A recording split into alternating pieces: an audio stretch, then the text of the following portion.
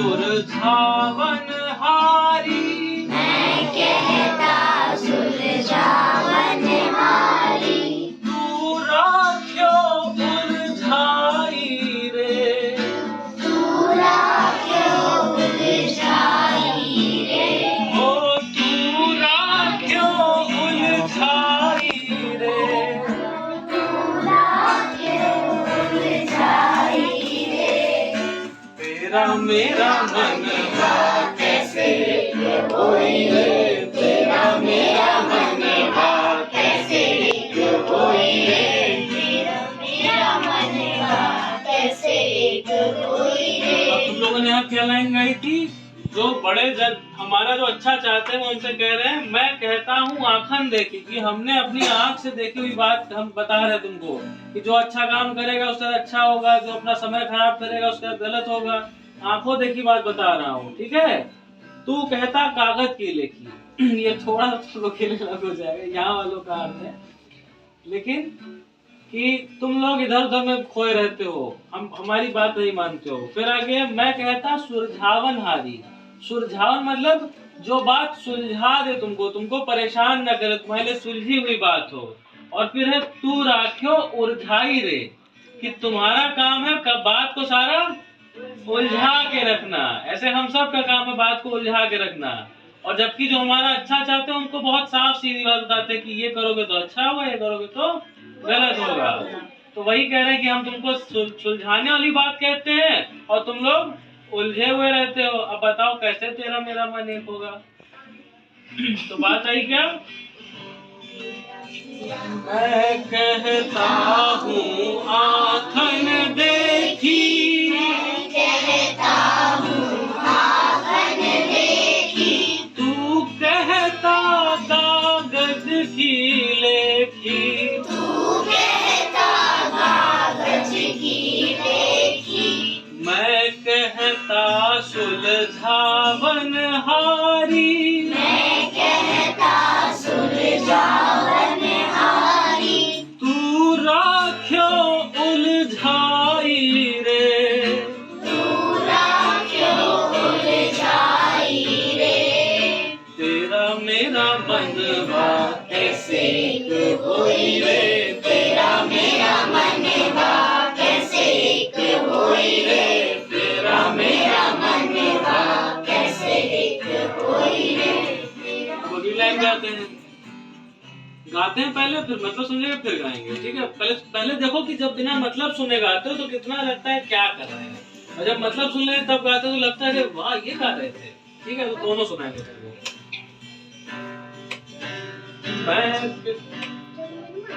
मैं कहता हूँ जागत रहियो, मैं कहता हूँ जागत रहियो।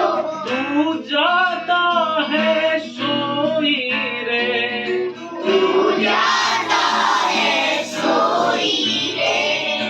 मैं कहता निर्मोही रहियो, मैं कहता निर्मोही रहियो। तू जाता है मोही रे, तू जाता है मोही रे। ओ तू जाता है मोही रे, तू जाता है मोही रे। तेरा मेरा मनवा कैसे एक होई रे, तेरा मेरा मनवा कैसे एक होई रे। तेरा मेरा मनवा कैसे एक होई रे।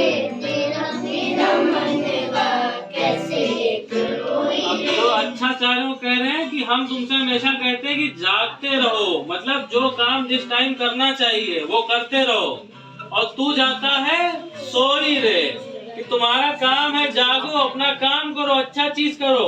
और तुम्हारा सोने का मतलब सिर्फ यही नहीं कि रात में सो गए, बल्कि अपना काम छोड़ के कुछ भी करने लग गए, वो सब सोना है। तो यहाँ परेशान है जो तुम्हारा अच्छा चाहते हैं, बताते बताते कि जागो जागो, और हमारा काम क्या है? सो जाओ। फिर वो क्या कह रहे हैं? मैं कहता निर्मोही रही हो। निर्मोही मतलब पता नहीं मतलब है, इसमें कोई मोह नहीं करना चाहिए, लालच नहीं करना चाहिए। वो नहीं करना चाहिए, कह सकते हो लालच नहीं करना चाहिए। लालच किसका? कि जो हमारा नहीं है वो चीज चाह रहे हो, हमने मेहनत नहीं की उतनी, पर हम चाह रहे हैं हमको रिजल्ट उतना अच्छा मिल जाए। या हम सोच रहे हैं कि यार स्कूल छोड़ देते हैं, थोड़ा सा सो ही लेते हैं, अपनी आलस से मोह कर रहे हैं। सोचा आज क्या क्लास जाएंगे, वर्षा दीदी तो रोज जाती ही है, बाकी लोग आए ना आए क्लास चल जाएगी, तो बाकी लोग नहीं आए क्लास, ठीक है, कहीं घूमने चले गए वो, या किसी से किसी भी तरीके की गलती करोगे उसको कहा जा रहा है मोह। तो वो कह रहे हैं निर्मोही रहियो, मत करो मोह। और हम लोग क्या कर लेते हैं, हम लोग मोह कर लेते हैं। थोड़ा तुम लोग के लिए हाई लेवल हो जा रहा है, पर ऑडियंस हमको बनानी है, हम क्या करें। फिर गाते हैं, ठीक है। मैं कहता हूँ जागत रहियो, मैं कहता हूँ जागत रहियो, तू जाता है सोई रे, तू जाता है सोई रे, मैं कहता निर्मोही रहियो, मैं कहता निर्मोही रहियो, तू जाता है मोही रे, तू जाता है मोही रे, तेरा मेरा मनवा कैसे एक होई रे, तेरा मेरा मनवा कैसे एक होई रे, तेरा मेरा मनवा कैसे एक होई रे। अब इसके बाद क्या आएगा? जुगन जुगन समुझावत हारा, जोगन जोगन समझावत हारा, कहा न मानत कोई रे, कहा न मानत कोई रे, तू तो रंगी फिरे बिहंगी, तू तो रंगी फिरे बेरंगी, सब धन डारा खोई रे, सब धन डारा कोई रे, तेरा मेरा मनवा कैसे एक होई रे, तेरा मेरा मनवा कैसे एक होई रे, तेरा मेरा मनवा कैसे एक होई। अब बात आई जुगन जुगन समुझावत हारा। बिल्कुल टीचर परेशान हो चुका है तुम लोग से कि कभी ये दीदी आके तुमको समझाती है सही बात, कभी ये भैया आके समझाते हैं, कभी कोई जुगन जुगन मतलब अलग अलग तरीके से समझाया। कभी तुमको अच्छी बातें बताई महापुरुषों की, नेताजी के बारे में, स्वामी जी के बारे में बात बताई, हाँ। फिर कभी तुमको तुम्हारी पढ़ाई से बात बताई, कभी कैसे बताया कि नहीं पढ़ोगे तो खराब बन जाओगे, दिक्कत हो जाएगी। लेकिन तुम लोग बात समझ नहीं रहे हो। कहा न मानत कोई रे, कोई किसी की कहा नहीं मानी जा रही है। टीचर कभी कभी एकदम परेशान हो जाता है कि माना ही नहीं जा, और तुम लोग ये चीज कम करते हो, ज्यादा हम लोग करते हैं। हाँ, ये ज्यादा बड़ा पेच है कि सारी शिकायत तुमको सुनाई जा रही है, हम लोग बचे जा रहे हैं। ये हमको हमारे टीचर कह रहे हैं कि उन्होंने भी हमको बहुत तरीकों से सही बात बताई, लेकिन हम कोई कहा नहीं मानते। हम क्या है, तू तो रंगी फिरे बिहंगी। ये कहा गया बिहंगी मतलब ऐसे ही कहीं भी उड़ा भाग दे। जैसे बाजार में तुमको पैसा दे दिया गया कि रुद्र को पैसा दिया गया कि बेटा जाके बाजार से ये सामान ले आना। रुद्र भाई को मिल गया पैसा, अगर कह रहे हैं आज तो आ गया जेब में हमारे। जो जो हमने अरमान रखे थे इतने दिनों से कि वहाँ की टॉफी, यहाँ का चॉकलेट, वहाँ की जिलेबी सब खाएंगे, ये टूट पड़े सब पे। इसको कहते हैं रंगी होना, कि जो जो मिल रहा है बाजार में सब पे लपके जा रहे हैं। तू तो रंगी फिरे बिहंगी, और फिर सब धन डारा खोई रे। जितना पैसा तुमको दिया था इनका हो रहा था, पता चला था सिर दर्द, तो इनको बोला गया था ये दवा ले आना, मेडिकल स्टोर पे मिलेगी। इनको पैसा मिला, सब भूल गए। इन्होंने कहा क्या करने जाएंगे, किताब वो दवा लाने। अभी तो जो जो सोच रखा था वो सब लेकर के आएंगे, बढ़िया खाएंगे। तो पहले खाए गपके अच्छे से, पहले खाली सिर दर्द हो रहा था, अब पेट भी दर्द होने लगा, और सब धन डारा खोई रहे। और ये खाली रुद्र की नहीं कहानी है, हम सब की कहानी है कि हमको जो पैसा मिलता है, हमको जो समय मिलता है, वो हम सब रंगी बन के बिहंगी घूमते हुए धन खो देते हैं। ठीक है। तो अब बात आई कैसे गाते हैं, अब देखो कैसे समझ में आता है।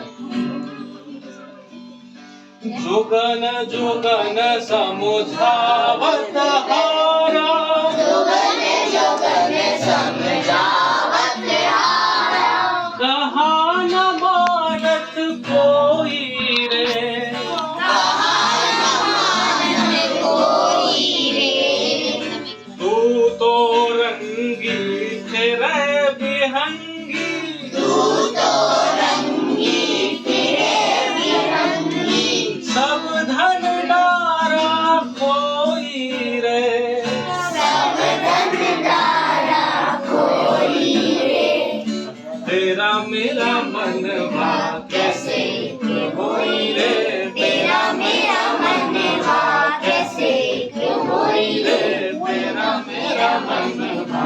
कैसे एक होई रे, तेरा मेरा मनवा कैसे एक होई रे। कठिन लाइनें आ रही है, तुम लोग को समझाना है। चलो अब अगली लाइन गाते हैं, ठीक है। सतगुरु धारा निर्मल बाहे, सतगुरु धारा निर्मल बाहे, वामे काया धोई रे, वामे काया धोई रे, सतगुरु धारा निर्मल बाहे, सतगुरु धारा निर्मल बाहे, वामे काया धोई रे, वामे काया धोई रे, कहत कबीर सुनो भई साधो, कहत कबीर सुनो भई साधो, तब ही वैसा होई रे, तब ही वैसा होई रे, ओ तेरा मेरा मनवा कैसे एक होई रे, तेरा मेरा मनवा कैसे एक होई रे, तेरा मेरा मनवा कैसे एक होई रे। अब बात क्या कही गई, अब एक बात है कि सतगुरु, गुरु माने कौन होता है, पढ़ाने वाला, जो भी अच्छी बात बताए वो गुरु, ठीक है। सत मतलब होता है सच्चा, अच्छा, ठीक है। तो तुम्हारे अभी सतगुरु कौन है, अभी हम लोग हैं, तुम लोग को अच्छी बात बताते हैं, ठीक है। तो यहाँ पे ये बात अभी आई थी ना, कहत कबीर सुनो भाई साधु। कबीर दास जी का नाम सुना है, जिन्होंने कुछ पढ़ाई करी होगी, कबीर जी के दोहे सुने हैं, ये उन्हीं का गाना है कबीर जी का। तो कबीर जी जब भी अपने साथ ऐसे लोगों को बैठाते थे तो उनको कहते थे साधो, तो एक कहते थे साधो। साधो मतलब अच्छा आदमी, जो बात सुनने आया है, जो बात समझने की कोशिश कर रहा है, तो सबको कहते थे साधो। कहत कबीर सुनो भाई साधो, सुन लो साधो भाई लोग हैं। ये सब लोग परेशान हो गए उनके पास आए कि भैया हम क्या बताएं, हम यहाँ से तो जो पढ़ते हैं अच्छी अच्छी बात आप बताते हो, पर घर जाते हैं तो हम गाली देने लगते हैं, घर जाते हैं तो हम मार पीट करने लगते हैं, भूल जाते हैं पढ़ाई करनी है। ये सब होता है ना, होता है कि नहीं होता है? या कोई और हमको चिढ़ाता है तो हम परेशान हो जाते हैं, ठीक। तो तुम अपने सतगुरु के पास आए हो बताने, ठीक। तो वो कबीरदास जी बता रहे हैं, सतगुरु धारा निर्मल बाहे। निर्मल मतलब होता है साफ, और धारा मतलब होता है पानी। तो वो कह रहे हैं कि गुरु जी का तो जो धारा है, जो उनका ज्ञान है, वो हमेशा बह रहा है। मतलब जो यहाँ उत्सर्ग की टीचिंग है, ये तो हर दिन चल रही है, संडे को भी चलती है, ठीक है। रोज आते हो तुम लोग, कुछ ना कुछ पढ़ाया करो। रुद्र बेटा शताई नहीं, बैठ जाओ। यहाँ रोज पढ़ाई चलती है ना। तो जो लोग परेशान हो जाते हो कि हम यहाँ हम वहाँ भूल जाते हैं, बाहर जाते हैं तो हम परेशान होते हैं, कोई हमें चिढ़ाता है, डांटता है, हमारे मुंह से गाली निकल जाती है, सब होता है। उसके लिए कहा गया है कि हमारा लोग का जो धारा बह रही है, मतलब हम शाम को जो रोज पढ़ा रहे हैं, वहाँ में काया धोई रे। काया मतलब होता है, काया मतलब क्या होता है, काया मतलब भैया बता रहे क्या होता है, शरीर।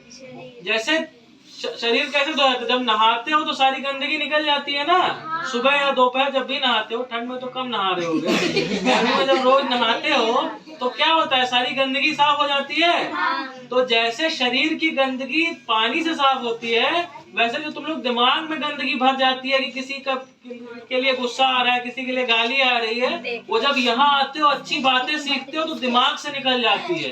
तो ये समझो हम पानी एक डाल रहे तुम्हारे ऊपर जिससे तुम्हारी सारी गंदगी जा रही है। तो कबीर साहब तुम लोग को बता रहे हैं, सुनो भाई साधो लोग, जितनी गंदगी है सतगुरु धारा निर्मल बाहे, उत्सर्ग टीचिंग की रोज क्लास लागे, वहाँ में काया धो ही रे, उसमें आके पढ़ाई करी रे, हॉलीडे होमवर्क करी रे। फिर कह रहे कहा कबीर सुनो भाई साधु, सारे लोग सुनो साधु लोग, तब ही वैसा हो ही रे। जो समस्या तुम लोग लेके आए थे कि भैया हम परेशान हैं, जो बाहर लोग हैं उनसे हमको दिक्कत होती है, हम पढ़ाई का मन नहीं करता है, हम आलस कर जाते हैं, हम अच्छा काम नहीं करते, तो वो सब तब होगा जब तुम यहाँ पे पढ़ोगे, डेली आओगे, भैया दीदी की बात सुनोगे, और पैसा मिलेगा तो उसको ऐसे इधर उधर नहीं खर्च दोगे, समय को यहाँ वहाँ नहीं गवा दोगे, सही काम करोगे। तो अब ये वाली लाइन फिर से गा के देखते हैं।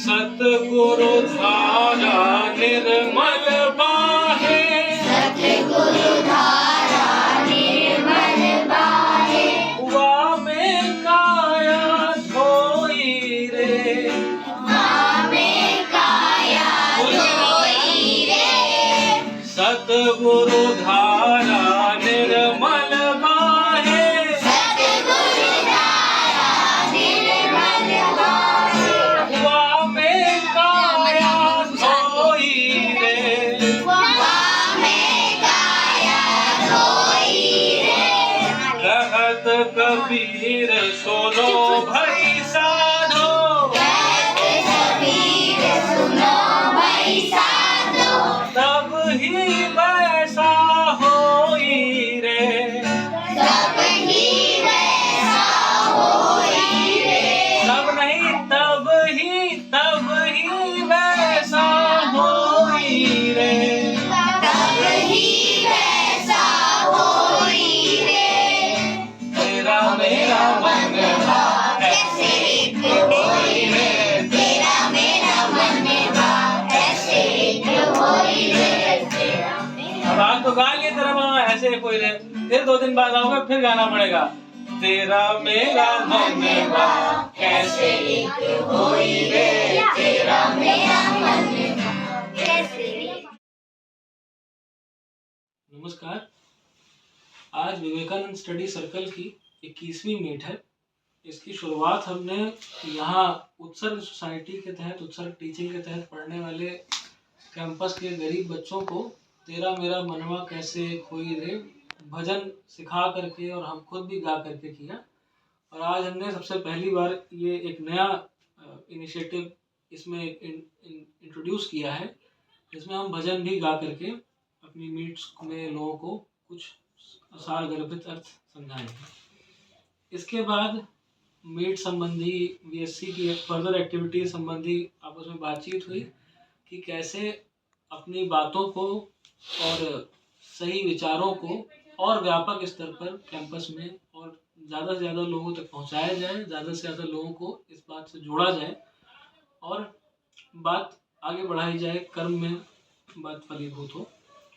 अब हम आज थोड़ा समय का अभाव होने के चलते जो निर्धारित 3 चीज़ें थी उसमें से एक संस्कृति व धर्म आर्टिकल पर बात करने जा रहे हैं।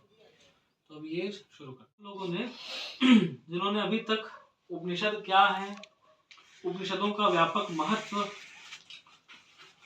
वेदांत ही सनातन धर्म है और ये 3 जो इस पर चर्चा में जो शामिल रहे हैं उनको बातें कुछ अधिक समझ आई होंगी। हमें से कुछ लोग अपने स्तर पर भी चीजें पढ़ रहे हैं तो उनके लिए थोड़ा आसानी होगी।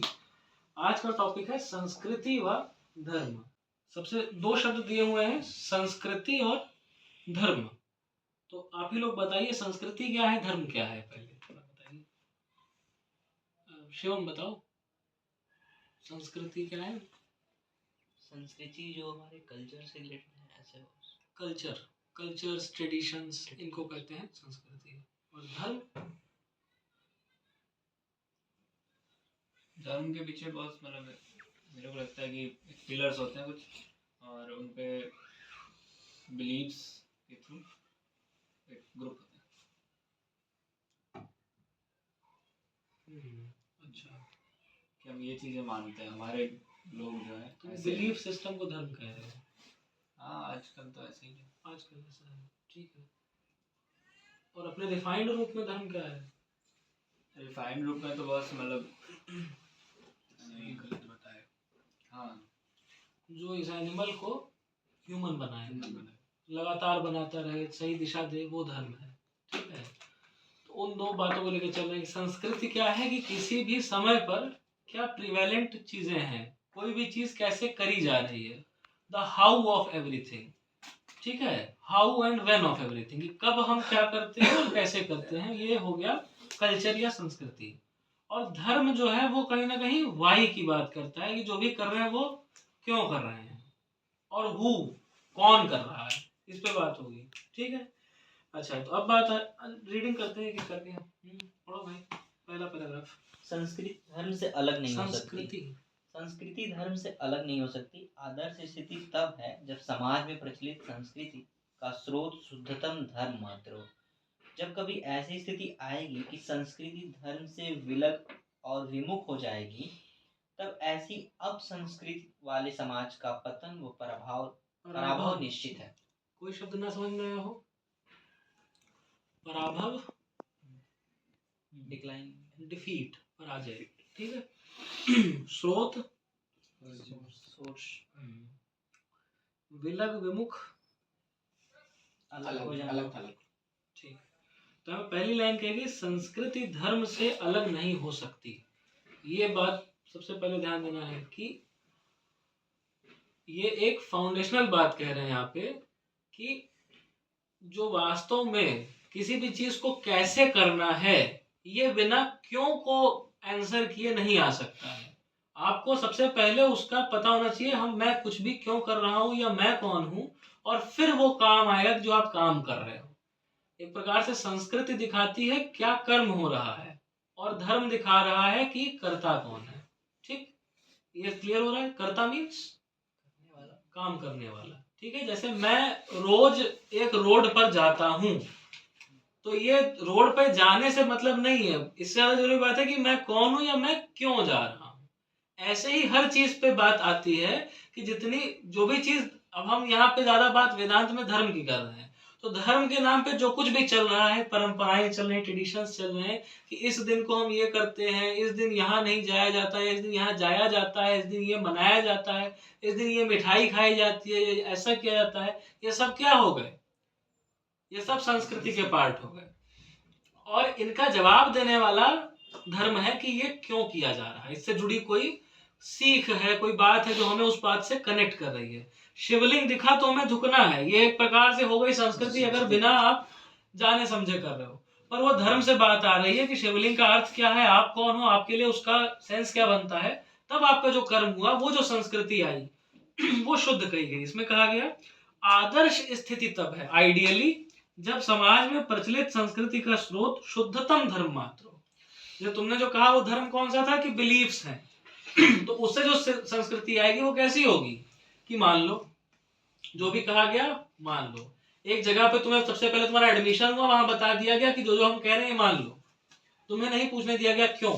तो अब जो यहाँ की संस्कृति चलेगी, जो यहाँ का लेगेसी चलेगा, कल्चर चलेगा, वो सारा धर्म से कटा हुआ है। यहाँ कहा गया कि जब आप तवज्जो देंगे इस बात को कि आखिर जो भी हो रहा है वो क्यों हो रहा है, हमें क्यों करना है। जैसे हम यहाँ आकर के हमने डिस्कस किया कि अब हमें यहाँ ऐसे ऐसे काम बढ़ाना है, ऐसे करना है, तो वो all will be the part of संस्कृति। अगर हम हर हफ्ते एक चीज करेंगे तो एक प्रकार का यहाँ का ट्रेडिशन हो गया कि हर हफ्ते इन लोगों को बुलाते हैं, उनसे कहते हैं, वो करते हैं हमने। लेकिन उसके पहले कहा है कि हमें क्यों करना है, वो क्यों जरूरी है वो करना। तो ये बात निकल के आ रही है धर्म से कहीं ना कहीं। और जो बातें बिना सोचे कर दी जाती कि हर साल ये चीज मनाई जाती है तो मनाओ, ये धर्म से कटी हुई बात है।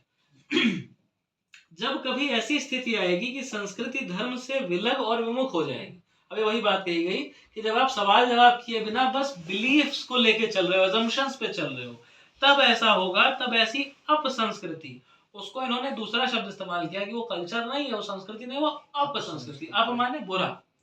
ऐसे समाज का पतन व पराभव निश्चित है। भाई ठीक है, संस्कृति खराब हो तो उससे क्या हो जाएगा, उसमें दिक्कत ये है कि जो सोसाइटी उसे प्रैक्टिस करेगी वो, हाँ शिवम फिर से पढ़ो वाला।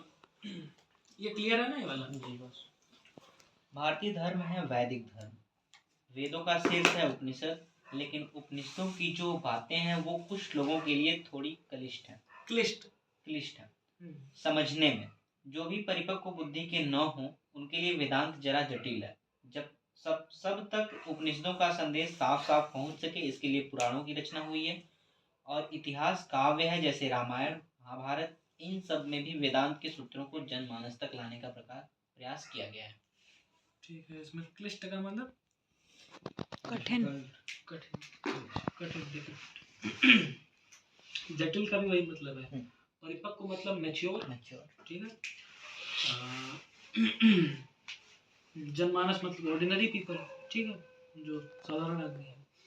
तो यहाँ पे अब बात हमने कह दी, एक हम बेसिक यूनिट लेके चल रहे हैं कि भारतवासियों का जो धर्म रहा है वो वैदिक धर्म है। अब इस आर्टिकल में ये बात नहीं करनी चाहिए कि कैसे धर्म है, क्योंकि हमने पहले बात करी है कि वेदांत ही सनातन धर्म है। ये बात ऑलरेडी हो चुकी है, इसलिए अब हम इतना नहीं पूछने जा रहे बार बार कि अच्छा तो हम कैसे मान लें कि भारतीय धर्म वैदिक धर्म है। हम वो वेदों की सुपीरियोरिटी, वेदों का मतलब आज उपनिषद है, उपनिषद का व्यापक महत्व दुनिया में देश में सब हो चुका है, उसके बेसिस पे एक हेंस प्रूव्ड लेकर के आ रहे हैं कि अगर आप धर्म की बात कर रहे हो तो वो बात आपको वेदों में मिलेगी, वहां है। ठीक, तो वो डाउट तो नहीं उठ रहा है। अब ये बात कही जा रही है कि जो भारत का धर्म है वो वैदिक धर्म है, उसमें उपनिषद है। ठीक, शीर्ष है उपनिषद। दिक्कत वहां ये आ रही है कि उनकी भाषा क्लिष्ट है, साधारण आदमी के लिए नहीं है। और वो जो भाषा है वो उसमें कोई प्रॉप्स नहीं है कि आपको कुछ सहायता नहीं मिल रही, आपसे सीधे सीधे संवाद किए जा रहे हैं कि मैं ऐसा क्यों हूँ, मैं कौन हूँ, मेरे साथ दिक्कत क्या है। आपको सारी बात ला करके मैं पे कर दी गई है। तो अब ये ऐसी बातें जहाँ पे सब्जेक्ट के बारे में बात करनी होती है वो हमेशा कठिन होंगी एज कम्पेयर टू दुनियादारी की बात करना। मुझसे सारी बात करा लो दुनिया की, मैं कर लूंगा, लेकिन जब मेरी बात आएगी तो मैं थोड़ा सा हिचक जाऊंगा। तो ये हर आदमी के लिए दिक्कत आई। वही बात कही गई कि जो भी परिपक्व बुद्धि के ना हो उनके लिए वेदांत जरा जटिल है, या उसमें जो बहुत सूक्ष्म बातें कही गई वो बातें पकड़ में नहीं आएंगी। तो उनको बात समझ में आए इसके लिए फिर रचे गए महाकाव्य पुराण। ये इस पर्पज से नहीं डेविएट होना है, क्योंकि बहुत सारे लोग ये सोचते हैं कि अगर पुराण में बात कह दी गई और वेदों से अलग है तो पुराण वाली मान लो। पर ये आपको हायरार्की समझनी होगी कि ये बात पुराणों की जरूरत क्या है, कि जो वेदांत की फाइनल बात है वो हर किसी को ना समझ में आए तो वो स्टेप बाय स्टेप चढ़कर आ जाए। उसको बात कहानी के थ्रू बता दी। जैसे अभी हम लोगों ने यहाँ बात करी थी कि अगर जो हमारे केस में दिक्कत हो रही है तो लोगों तक बात पहुंचाने के लिए उनके फेवरेट गाने ले आओ, उनकी फेवरेट पिक्चरें ले आओ, उनके मन की बातें ले आओ। तो ऐसे ही मन में बात जो पसंदीदा थी उसके हिसाब से एक मुख्य पात्र की बात करी गई जो बहुत अच्छा है, जिसमें सच चरित्रवान है, ये बात करी गई, और उससे जो आदर्श निकल के आ रहे हैं। और ये जरूरी नहीं, हम ये नहीं कह रहे इससे कि उनको इन्वेंट किया गया होगा, कोई बैठा था जिसने सोचा है सब। प्रकृति में ही सत्य चूंकि विजयी है इसलिए ऐसे पात्र आए जिनका चित्रण कर दिया गया कि यही वेदांत है। जब जीवन में उतरेगा तो वेदांत ऐसा दिखेगा, और उसके सारे लोगों तक, जनमानस तक बात पहुंचाई गई। ठीक, तो उसको कहा गया इतिहास काव्य, जैसे रामायण महाभारत। तो इसमें इनका सबका पर्पज ये नहीं आपको बताना कि भीष्म पितामह कौन थे, द्रौपदी कौन थी, शूर्पणखा कौन थी, बल्कि ये है कि जो वेदांत आपको न समझा पाए वो आपको पात्रों के जरिए समझ में आ जाए। आप, सीधी बात है कि एक व्यक्ति आपके सामने साफ साफ दिख जाए तो आपके लिए किताब के कंपैरिजन में ज्यादा आसानी होती है उसको समझ पाने में। चीजों को आप रिलेट कर सकते हैं कि आपकी तरह वो बात करता है, चलता है, फिरता है, आपकी तरह उसकी लिमिटेशंस हैं, और फिर भी वो जब एक बहुत बेहतर काम कर जाएगा तो आपको दिखेगा कि ये शायद मैं भी कर सकता हूँ। अदरवाइज आप किताब के बारे में बहुत संदेह पाले बैठे रह सकते हैं, है ना। ठीक है, मैं भाई पढ़ी। पुराण कहानियों से भरे हुए हैं और वो कहानियां जनसाधारण में प्रचलन में आ गई हैं, लेकिन दो समस्याएं हैं।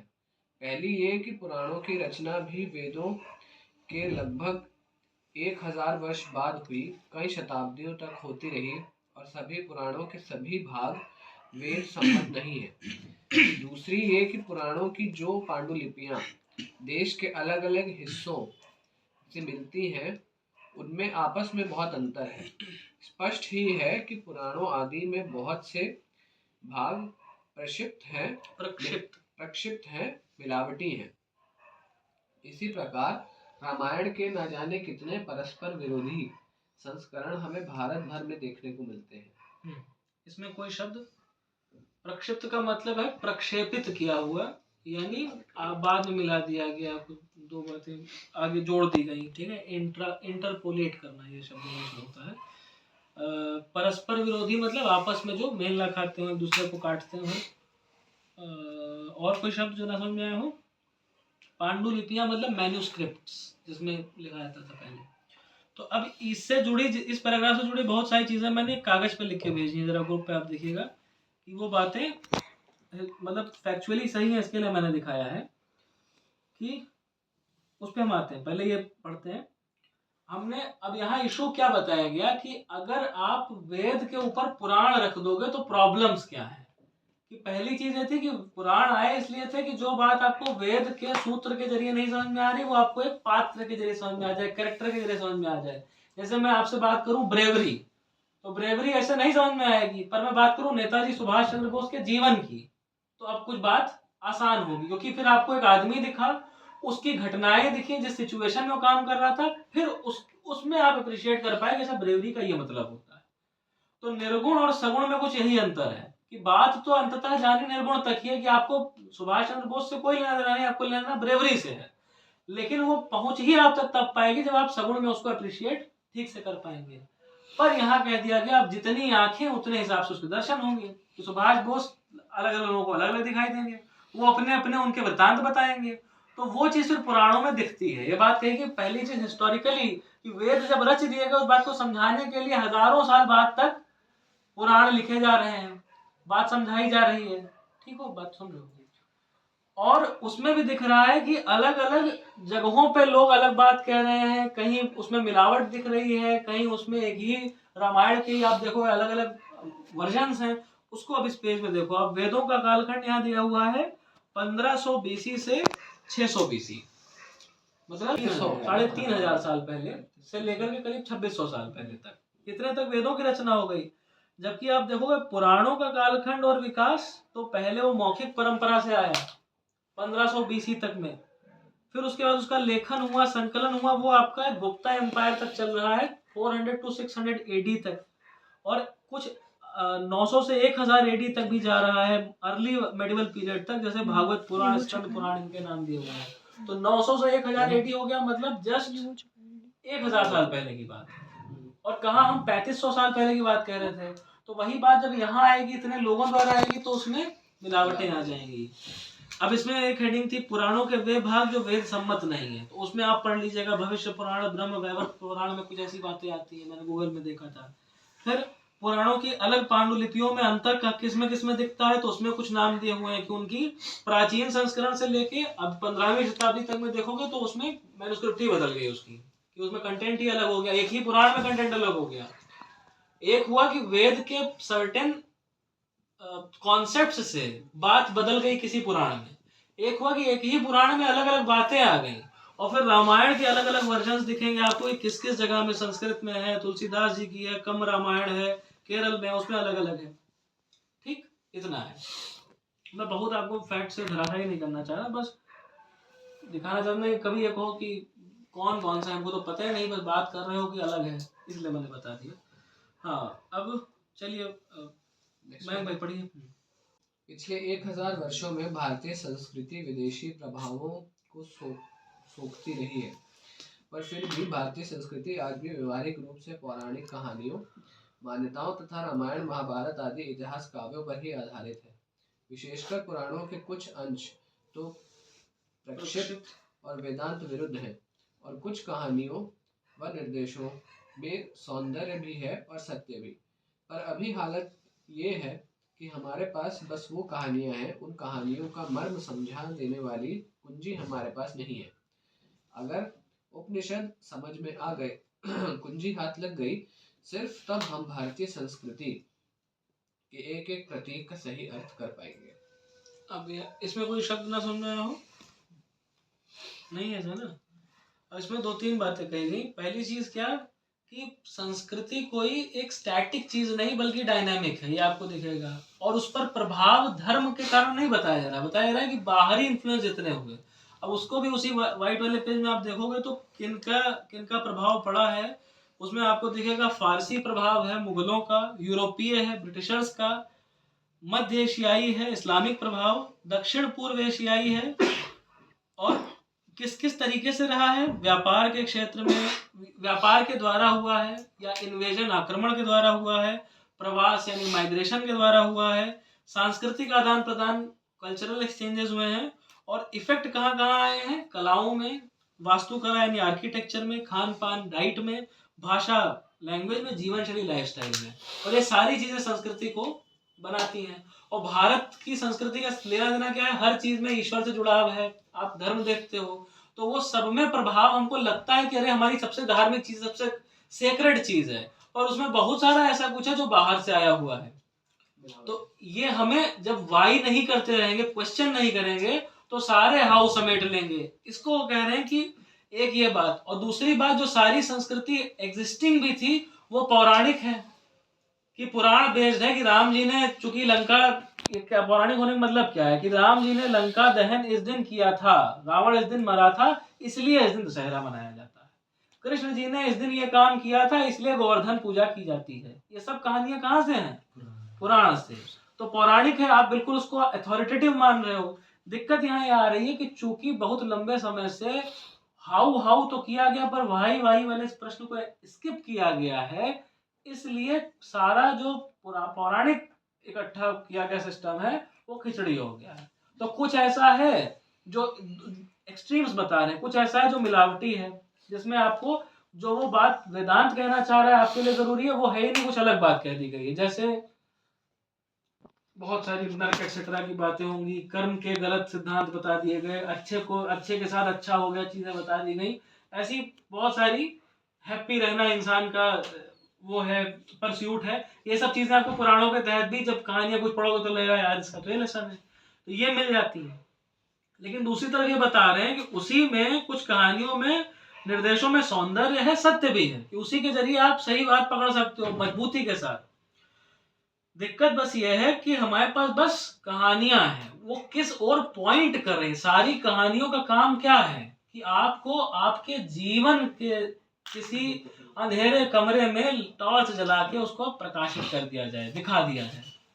और वो काम नहीं हो पाएगा जब तक आप उसको खुद से नहीं रिलेट कर पाओगे। उसके लिए कह रहे हैं आचार्य प्रशांत कि आपको वेदांत की समझ होनी चाहिए, कि जितनी कहानियां हैं वो एड्रेस किसको की गई हैं, वो किस परिप्रेक्ष्य में कही, किस लिए कही गई, किस कॉन्टेक्स्ट में कही गई है, तब आप उन्हें भुना पाएंगे। उसी को उन्होंने कुंजी कहा गया, कि मानो पूरा एक कमरे में ट्रेजर भरा हो और ताला लगा हो, उसकी कुंजी है वेदांत।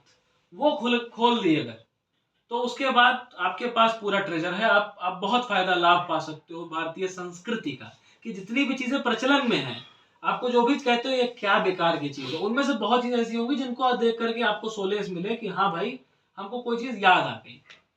कि आप धर्म पे एकदम गुस्सा आने ना लगो, आप श्रिंक ना करने लगो। उसके लिए कहा गया कि जब हम, अगर कुंजी लग गई हाथ में, तभी हम भारतीय संस्कृति के एक एक प्रतीक का सही अर्थ कर पाएंगे।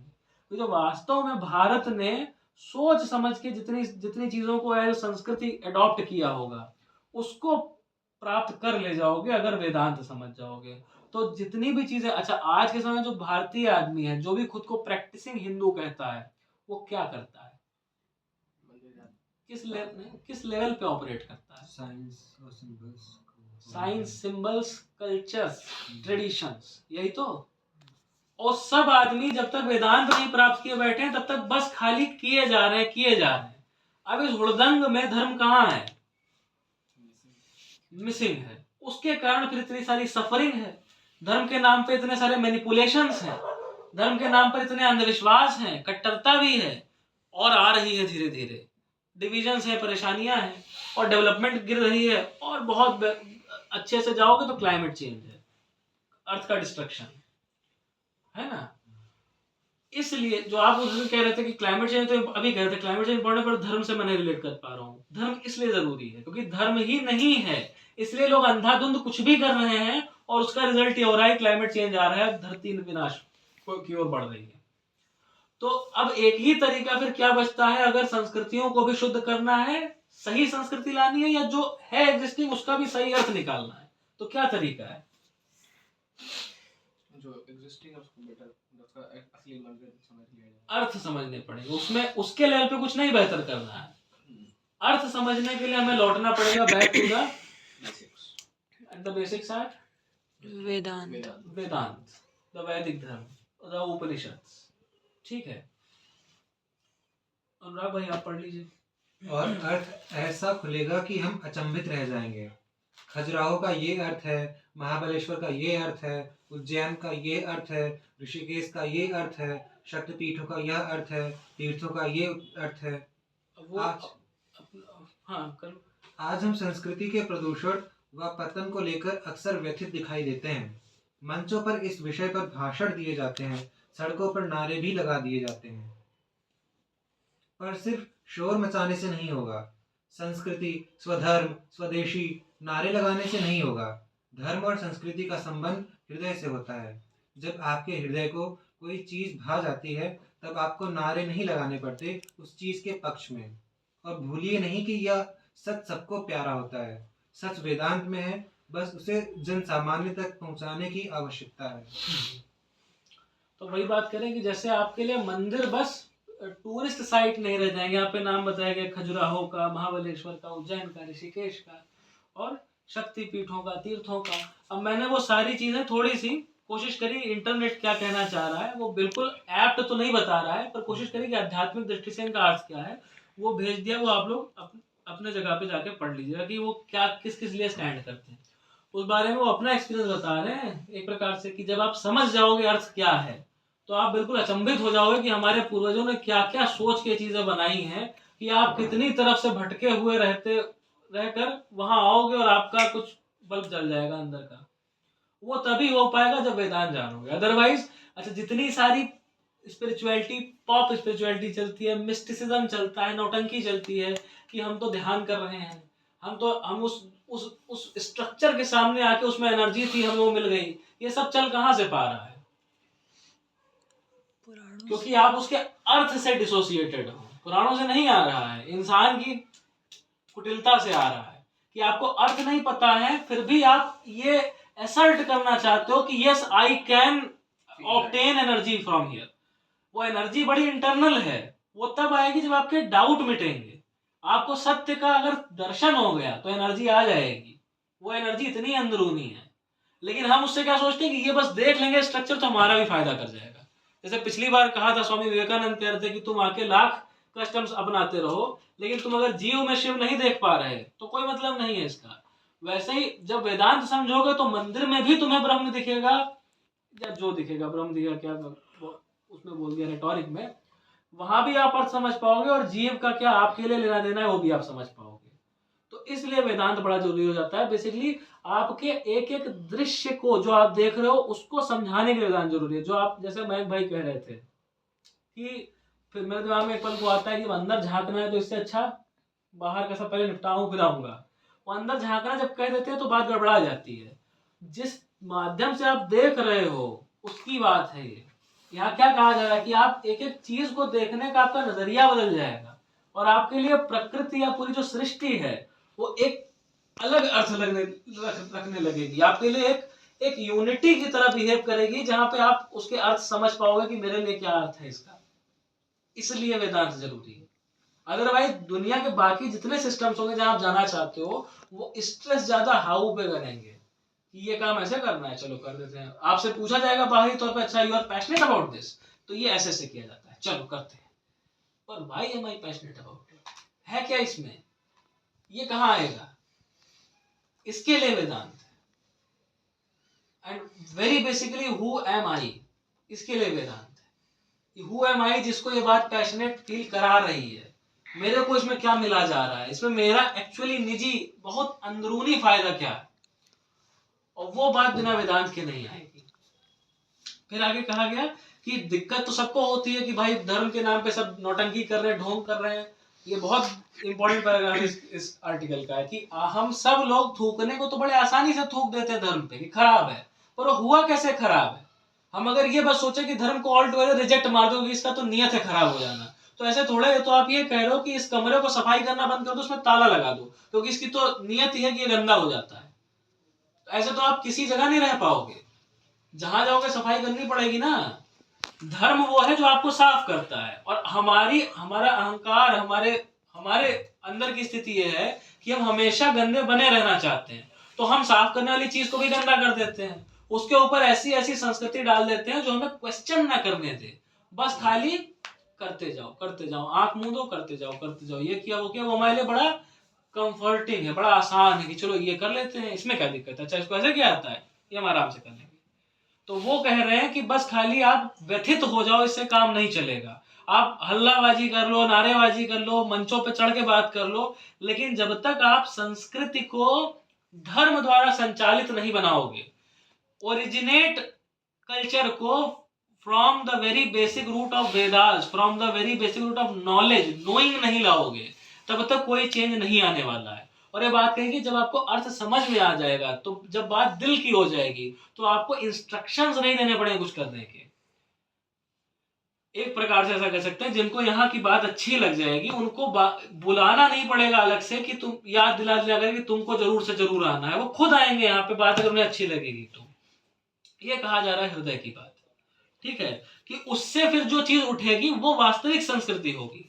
उसमें आपको बहुत बहुत सोच के, बहुत खोज करके या देखी दुना नहीं करना पड़ेगा, इमिटेट नहीं करना पड़ेगा। और ये बात बहुत इंपॉर्टेंट कही कि भूलिए नहीं कि सच सबको प्यारा होता है। हमने भी अभी जितनी बातें करी उसमें हम बड़े निराश प्रतीत हो रहे थे, क्या बताएं, भटके हुए लोग हैं, ये वो है। ये हमारे लिए एक बड़ी जरूरी सीख होनी चाहिए कि सच सबको ही प्यारा है, और वेदांत में सच है, तो हम और सब बता सकते हैं, पर वेदांत से कॉम्प्रोमाइज नहीं कर सकते, ठीक है। अब वो कैसे हम उनकी भाषा में बताएं, ये हमारा चैलेंज है, और हम जितना उनके भाषा में बताते जाएंगे उतना चीज हमारे लिए खुलती जाएगी, ये हम जानिए, ठीक। क्योंकि फेनमैन जी ने, आइंस्टीन जी ने, सबने क्या कहा है, आप बताइए समझाने के बारे में। किसी बात को आपको समझ में आई है, जांचना है, तो क्या होना चाहिए, बता के देखिए कि आप सरल से सरल बच्चे तक को समझा पा रहे हैं कि नहीं। तो आप जिनको अभी अपने से बड़ा निम्न लेवल का समझ रहे हो, कि उनके लेवल की तो बात ही नहीं है, अगर उनको खींच लाए, 100 में से 10 रोक ले गए, तो जान लेना कि हमें भी कुछ बात समझ में आई है। अदरवाइज तो ऐसे सतगुरु धारा निर्मल बहाए हम किनारे खड़ा देखे ताके, ऐसे सिस्टम है, ठीक है। पढ़िए जी रघुवंश जी। अति संक्षिप्त ग्रंथ है, उपनिषद और भारतीय दर्शन का मुकुट है, शीर्ष है, ताज है, और दुनिया भर में जिन भी लोगों ने विचार की गहराइयों को छुआ है और दर्शन के समुद्र में गोते लगाए हैं, उन सब ने उपनिषदों की न सिर्फ प्रशंसा की है बल्कि उसको पूजा है। उनकी संस्था, आपकी संस्था अपनी ओर से पूरी कोशिश कर रही है कि वेदांत को जन जन तक पहुंचाया जाए। उसी से आध्यात्म है, और फिर उसी से संस्कृति है, और फिर उसी से भारत का भविष्य भी है। तो जितना प्रयास हम कर सकते हैं कर रहे हैं। अगर आप वाकई भारतीय संस्कृति को लेकर चिंतित हैं तो आइए साथ जुड़िए, सहायता करिए। बड़ा विशाल अभियान है, सबकी भागीदारी जरूरी है, ठीक है। तो यहाँ बात कह दी गई कि अगर आप पढ़ने जाओगे तो उपनिषद बहुत संक्षिप्त है, और एक शॉर्ट, जैसे पूरे राजा के हिसाब से मुकुट बहुत छोटा होता है ना, क्राउन को इतना बड़ा तो नहीं होता राजा के हिसाब से, तो वैसा ही कुछ उपनिषदों का हाल है कि पूरे वेद सामग्री में, ज्ञान सामग्री में वो इतने हैं, पर लेकिन हैं सबसे ऊपर, शीर्ष पर हैं, ठीक है। और ये बात हमने पहले ही पढ़ी है कि जिन्होंने भी थिंकर्स ने आज तक देखा है, सबने उसकी प्रशंसा करी है, समझा है जिन्होंने, तो उससे वो एक टेस्टिमनी है। हम अपने जीवन में उसको एक बार पढ़ करके देखें। हम में से किसी ने उपनिषद नहीं पढ़े हैं, हम ढंग से उसको पढ़ते हैं, कोशिश करते हैं समझने की, और जिन्होंने उसकी व्याख्याएं करी हैं, जिन्होंने उसको प्रैक्टिकल आयाम दिया है, उनको समझने की कोशिश करते हैं, ठीक है। अब ये आपकी संस्था वो इसलिए कह रहे हैं क्योंकि काम सबका है, तो सबकी संस्था है। जो उसको अपना मान ले, जो भी उसके प्रति अपनी अपनापन दिखा देगा, उसकी ही संस्था है वे कहते हैं। और ये बात कह रहे हैं कि उस फिर उनका जो मेन मोटो है वो क्या है, वेदांत को जन जन तक पहुंचाना। अब ये अभी क्या बात क्लियर हो पा रही कि क्यों पहुंचाना है?